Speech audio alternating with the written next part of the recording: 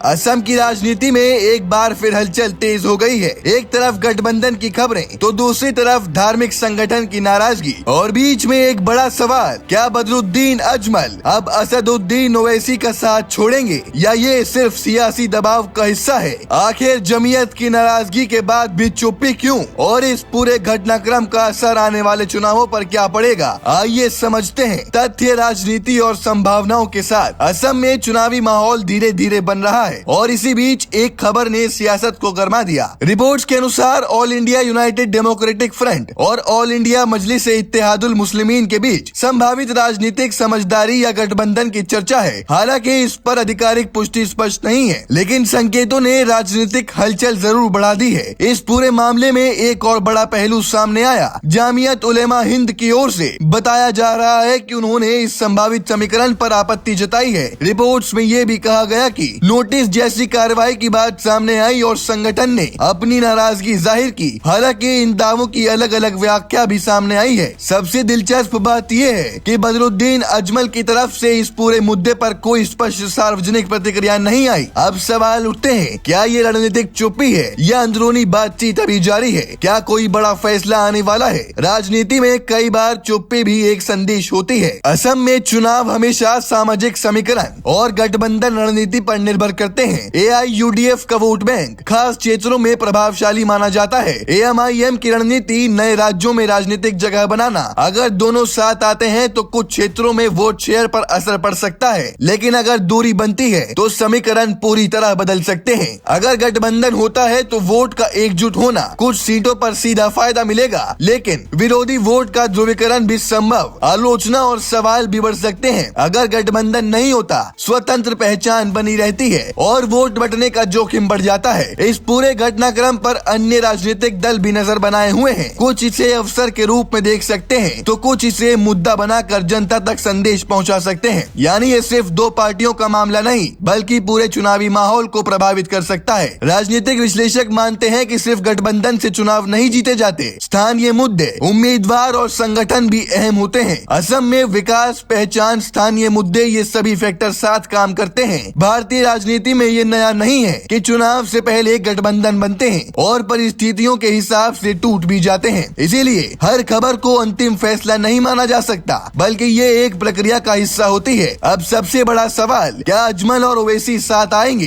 क्या जमीयत का दबाव असर डालेगा? और क्या AIUDF अपनी रणनीति बदलेगी? क्या ये गठबंधन फायदा देगा या नुकसान? और सबसे अहम सवाल, जनता इस बारे में क्या सोच रही है? असम की राजनीति इस समय बदलाव के दौर से गुजर रही है, जहां गठबंधन बन रहे हैं, समीकरण बदल रहे हैं और हर कदम का असर चुनाव पर पड़ सकता है। अंत में फैसला जनता के हाथ में होगा कि वो किसे चुनती है और किस रणनीति पर भरोसा करती है।